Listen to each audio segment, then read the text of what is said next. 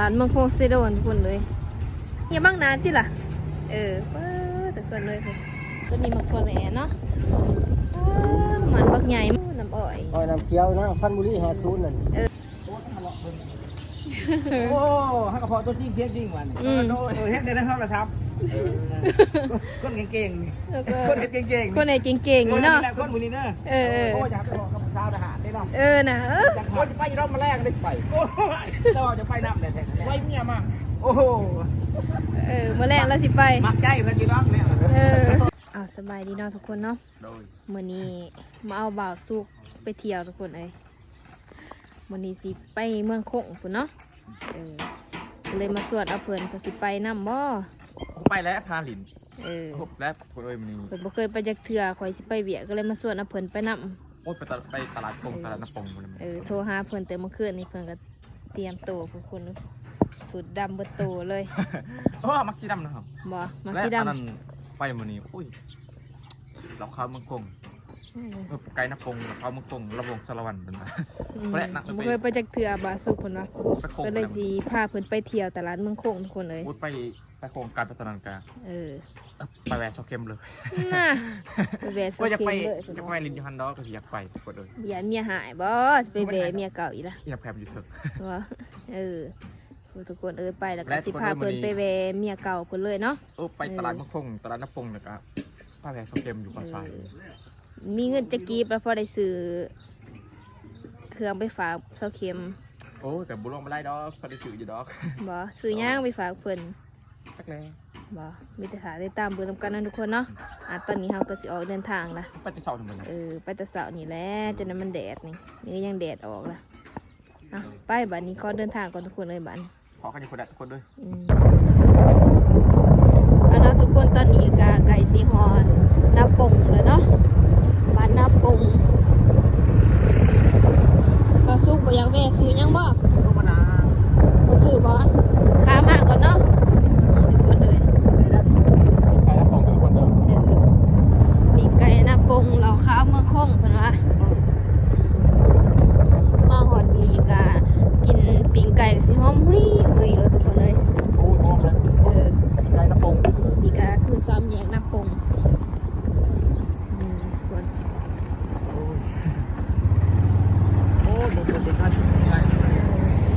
ปีกไก่น้ำปงเพิ่นก็สิคล้ายเรียนกันเสียหลายจังซี่เลยปีกเป็นโตนะเพิ่นปีกเป็นโตแล้วแหละจะบ่มาหนักคนเลยตอนนี้ก็มาแวะซื้อปีกไก่อยู่น้ำปงชื่อขนาดไหนชื่อไม่กินเพลงก็จะมีหลายสิ่งหลายอย่างตัวบางใหญ่มันกินไม่โตเลยปีกไก่ปีกไก่น้ำปงก็ทุกคนเดินยีบซะได้เด้นี่ตัวนี้100,000ปีกไก่หลัดนะตัวนี้เนี่ยตัวได้อันนี้30โอ้ยเรื่องน้ำเพลินต้อง10,000นะถ้าเป็นอย่างนั้นนี่ก็คือกันบ่เอาอกมันนี่แล้วนอกจากแสบเนาะไปนับคน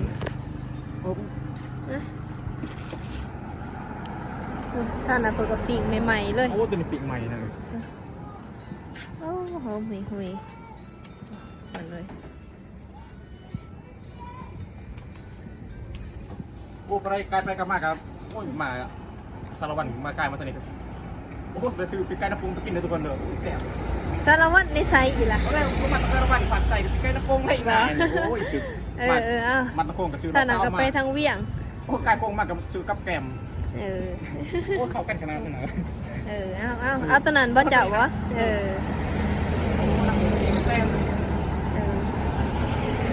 ตัวนี้ก็หิบพวกใหญ่เอาเบิ้งเขาปิดเลยพวกกินอะไรเลยบางอย่าบางนานที่ล่ะแต่คนเลยไก่ว่าตอนนั้นเหรอเอาตอนนั้นวะจะกินบุ้มมืดเอาหิบนึงเอาไว้ต้น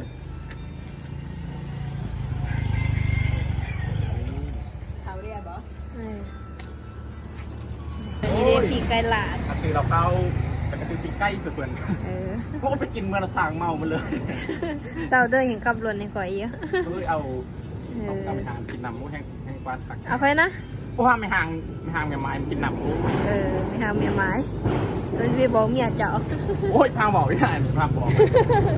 ไปบอกเมียเจ้าแล้วบอกไปเรื่อยๆเปิดอุ่นให้ก่อนทุกคนเลยอุ่นให้ก่อนดีๆจะมีสมย่างตัวนี้ สมมูสมปลาสมม่วน และกายลงมากายน้ำปงโอ้ยอันนี้แหละเป็นไก่แล้วมาน้ำปง ห่าง เป็น ใช่กับ ไก่แล้วนะ ลวงลายดีสุดทางเลย มีแต่ปิ่งไก่เนาะขึ้นซื้อหรือสาได้ปิ่งไก่น้ำปงเปิดเลยขายเปิดอุ่นให้ก่อนแป๊บหนึ่งจะกินหีบใหญ่ๆพอแล้วเนาะ เพราะแรกกินผู้เดียวหรือกินไว้ไม่กินน้ำดอง หมอ กินมันน้ำตา ขนาดว่าสูเกตเนี้ยเกินเลยไปเปิดอุ่นก่อนแป๊บหนึ่งเนาะเปิดเลยเวลารถมาจอดเพิ่นก็จะมันพากันมาหลอกขายอย่างสิเนาะ ไก่มาหอมเลย ประเทศคนหลายๆนี่เพิ่นก็จะพากันหมุนเล่นเขารถทุกคนเลยประเภทที่ว่ารถเมล์บ่รถโดยสารเนาะทุกคนเลยตอนนี้ก็ฮอดตลาดเมืองคงแล้วเนาะเมืองคงเซโดนก็เลยสิพาบ่าวซุกเพิ่นเข้าไปรอตลาดเนาะ โอ้ไปพาไปเลาะแล้วโอ้ตลาดมุกโขงโอ้รถโดยสารนะ ตลาดเมืองคงคนก็สิหลายแน่เนาะ รถไล่นั่งเนาะโอ้ตลาดของประเทศเหรอ โอ้ยบ่ว่าแล้วตัวนั้นก็หลายอยู่แล้วแหละเนาะแต่ส่วนนี้เฮาก็มาขนาดเฮามาส่งเพศได้นี่แต่ว่าส่งเสาร์นี่คนสิหลายกว่านี้อีกนี่เพื่อเฮามาหอดพอดีเพศพอดีทั้งหมดเลย11โมงเลยตลาดรถมาเจ้าเส้น ตลาดมังคุดสิโดนจอยใส่ก็ได้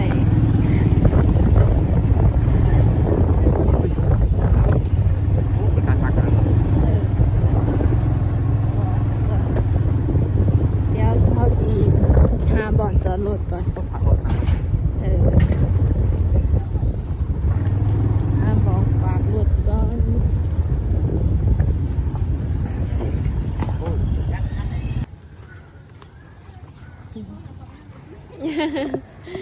ผู้สาวทุกคนเลย โอ้ไปเลยฮัลโหลอยู่กันผู้สาวกัน ไป ไปทุกคนเดินไปนี่อยู่ตลาดมะโขงทุกคนมันนี่ บ่สุกเขาจะซื้อย่างไปฝากเซาเค็มเหมือนนี่ โอ้ไปซื้อดอกที่ไหนนี่โดย แล้วว่าซื้อเครื่องไปฝากเซาเค็ม เดี๋ยวไปกันไหนเขาจะไปรถกันไหน ไปจ้ะก่อนเลยตลาดมังคุดเซโดนเขาจะขายอย่างหลายอย่าง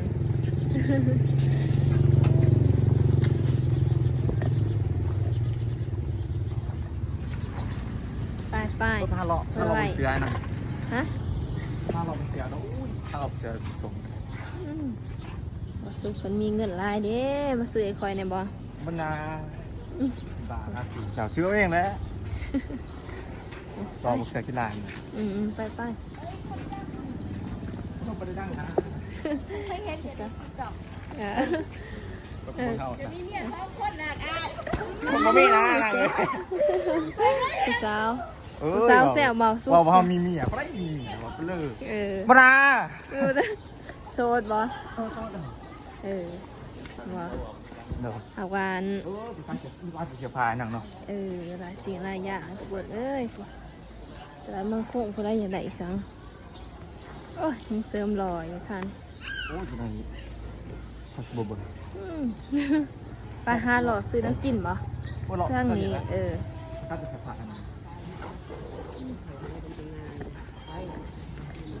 ทางนี้จะเป็นโซนคลายเครื่องตัวไปเนาะโอ้ยวันนี้ดอกรถเต็มมาเนี่ยไอ้หนึ่งพวกเราจะได้กี่เอานั่น ตัวนี้เป็นโซนของเล่น เครื่องคลายเครื่องเล็ก เครื่ ห อง น่อย สำอางถ้าเบื่อนะก็จะเป็นโซนคลายของกินเนาะป้าหาไปเบิ่ง ลองไปทำมัน ไปเบิ่งโซนคลายของกินเอาก่อนเลย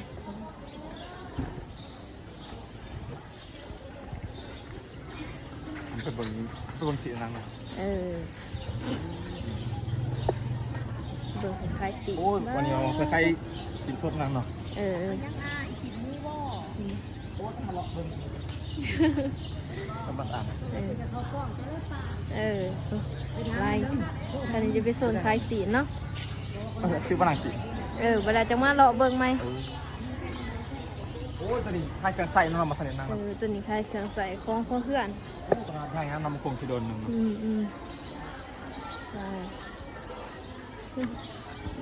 ไปทางไหน ไม่ได้หรอกไปโอ้มันนี่พาทุกคนมา พูนทางนั้นโซนคล้ายของกิน แต่ว่าเข้ามาสวยล่ะมื้อนี้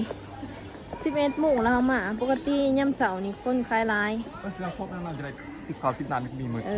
อได้ยังมีเบิดเลยมีหลายสิ่งหลายอย่าง ตอนนี้อันนี้กินลินด็อกอันนี้ ไม่กินเลนแล้วกินอะไรนี่แหละ โอ้ยใครเลยแล้วไม่หนักอาราปัน อาราฟันเหรอ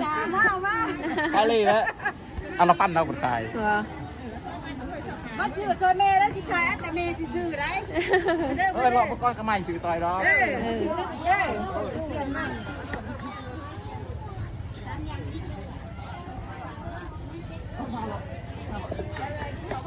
เออ ไม่งอคนลายนังนะ คนร้ายค่ะพี่ตี้มาพี่ก่อน เรื่องไหนซื้อ เราเบิ่งก่อน ตายเลยนะ เข้ามาหน่อย เอาวันละวันเอาละไหมกินมาจ่อง มันบ่นาบ่อยาก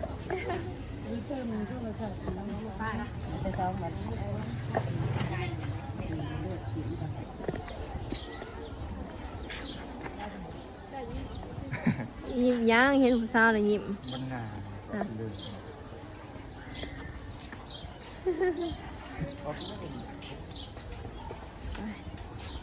ก็จะซื้ออีกครั้งนึงไปตั้ง เราเบิ่งนี่แหละบอกกูเกิดกับหลวงหลายเนาะที่แต่บ่มีเงินเนาะ โอ้ยเงิน เออ อย่าเป็นบ่พอดอก แต่ต้องบ่พอบ่สุกกันวะตัวนี้เป็นโซนขายโทรศัพท์มือถือขอบคุณ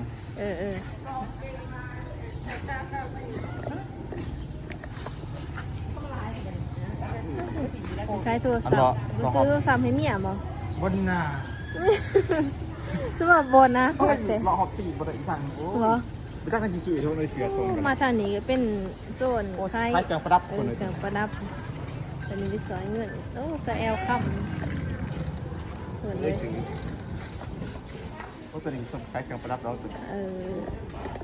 ขายเงินขายค่ำได้ทางนี้ รอ เนาะ ฮอบตีบ่ได้อีกครั้งนึง ไปนี่ว่าผู้สาวยิ้มใส่ทางนะ โอ้ไป ตัวอยากกินน้ำเหรอ โอ้เดี๋ยวเอามาองุ่นไปได้นะ อังุ่นบ่ เราเท่าไร ต้องหาคลิป เอามานะโอ้ยมาอีสังอ่ะนะ แซ่บได้ไหมนี่โลเท่าไรตัวนี้ นู้นละมุนก็ถ่าย ละมุดเคยกินมาละมุด โอ้ไม่เคยดอกจะมาอีสัง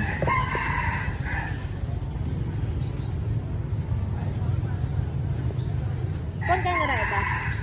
มุนก็หมายยังไง บางอย่างแนบก้นได้ นู้นต้นไหนบ้างต้นไหนบ้างเนี่ย อุ้ยโอ้ตัวนี้มาองุ่นทุกคนโอ้มาข้ามก็มีทุกคน นั่นนั่นนึงเนี่ย เอาตัวบ้านนั่นน่ะ ว้ายพระสิหูตัว บ้านเบิร์ดโอ้ยตัวมาจากอุ้ยเยอะสวยบ้านเบิร์ดซื้อไปสมโอ้ยไปสมขึ้นแล้วนี่ รุ่นซ้ำที่หาจะต้นไหนก็ปล่อยที่ด่าปล่อยแย่ๆแบบนี้ โอ้ยเหลือแต่ดอกโอ้ยเหลือแต่คนสื่อดอกโอ้ยตัวนี้โอ้ยพาจะนี่แหล้วเอามาอย่างไร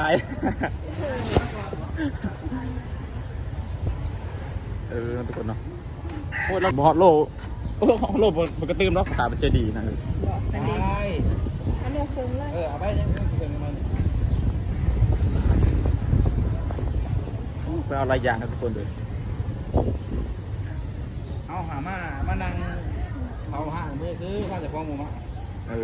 จะได้ตื่นเลยอ่ะ ลืมเลยคนนะเอายังอีกจะเอายังอีกบ่เอาถือให้หน่อยติ ไปเลย ได้เลยบ่โอ้คุณทุกคนเลยตลาดเมืองคงเซโดน เขาให้ใครนี่นั่น นี่กะคล้ายไข่ โอ้ยชอบกะต้องเงินหายได้นะเอ้ย จะไปใส่ ต้องแต่ผูกกันนะ ใส่หูบ่เอาไป ไทยก็โดนงาน นี่ ห้างมาปอมากั้น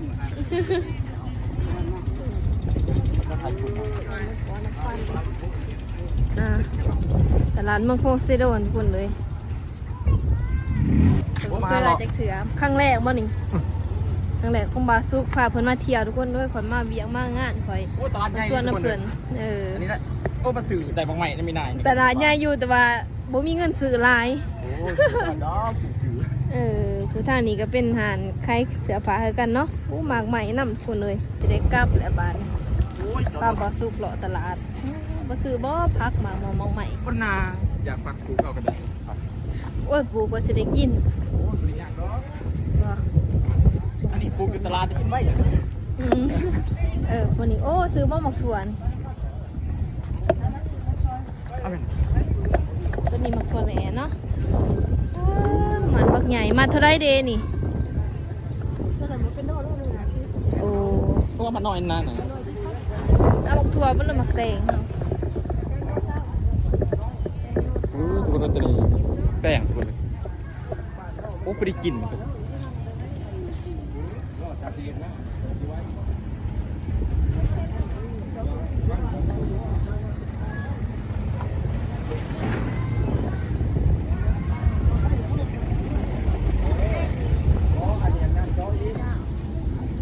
โอ้งามมาดีทุกคนเลยบางแตง แตงหน่วยขาวๆเป็นหน่วยมากๆได้ข้าวแล้วก็ป่าอยู่ โอ้ยมะขามมันจะกินกับบ่กินโอ้ ก็ในบ่ครึ่งโลโอ้น้ำอ้อย อ้อยน้ำเขียวนะพันบุรี50นั่น น้ำอ้อยสดๆเลยเนาะ โอ้เป็นน้ำมันแต่ประเทศไทยเป็นน้ำเขา มันน้ำเขา เอ้ยน้ำมันซุนบุรีเป็นขายยิ้มคมชิโดนเอ้ย เอาเฮาไรได้พันเฮามาปลูกเองมัน จอกเท่าไหร่ล่ะราคาพอกินทุกคนเลยหูจอก10,000 มาสื่อแล้วโอ้ยอยู่ตรงม่อนผมใหญ่เลยโอ้โหแม่งดีโอ้ย ว่าสุดซีมข่อยเป็นคนโจกแล้วซีมก่อนข่อยละ โอ้อันนี้ แซ่บบ่ เพิ่มแซ่บมันหนังวันเพิ่มกันหนังบ่แซ่บคนที่โอ้ไม่ดีแล้วถึงปั่น บ่แซ่บบ่ได้ถือกับปั่นแล้วเนาะหลายปีแล้ว ใจขอบใจ ไม่ได้ครับ ไปกลับบ้านนี่ แล้วต้องเมื่อนั้นเป็นตลอดโอ้ยตลอดตลอดไงบ่ได้ยัง ว่าสุกโ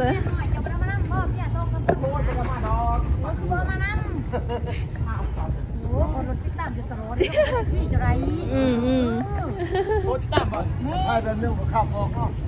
จะพวกข้ามนั่นนะกองจ่าย ลืมมาม่าเหรอ นั่นกันนี่ อันทุกคนเลยแต่หลายสิ่งหลายอย่าง แค่คนเลย ให้บ่าวสุกควรเป็นคนถือให้เนาะควรเลยบ้านนี้เฮาก็สิขอตู้เมื่อก่อนทุกคนเลยก็ได้หลายอย่างแล้วเนาะของกินของอยากมีแต่ว่าพอกันคลิปหน้าแล้วทุกคนเนาะอยู่ใส่เสือเจ้า เก็บโอ้ย ให้ไปเก็บให้เจ้า คนไม่ได้เก็บต้นมายอเด้อโอ้ยจะตกไหนแรกไปกับหน้าหนังอยู่ ก็ก่อนทุกคนเลยผมก็ได้หลายอย่างอีก โอ้ยแต่เมียมาผู้เดียวน่ะโอ้ให้กระเพาะตัวจริงเพียงจริงวันเฮ็ดได้เท่าละครับคนเก่งๆนี่คนเก่งๆ คนไหนเก่งๆอยู่เนาะ คนผู้นี้เนาะโอ้อยากไปบอกกับชาวทหารได้เนาะ นะ โอ้ยไปรอบมาแรกได้ไป โอ้เราจะไปน้ำแต่แท้ ไว้เมียมา โอ้โห เมื่อแรกแล้วสิไป มักใจเพื่อนจีน้องเนี่ย เอามักใจกับเขา ทุกคนเลย FC สิพาบ่าวสุกไปหา โอ้ย ได้ เชี่ยวไม่แตะ สิไปบ่นี่ฮะเคยไปบ่ ไม่ใช่น่ะ ไปหานกันแล้วว่ะฮะ โอ้ยเป็นเคยฟัง บ่ โอ้ยยอมสิเนาะ ทุกคนเลยก็สิได้ขอตัวกลับก่อนบัดนี้มีแต่ว่าพอกันคลิปหน้านะทุกคนเนาะ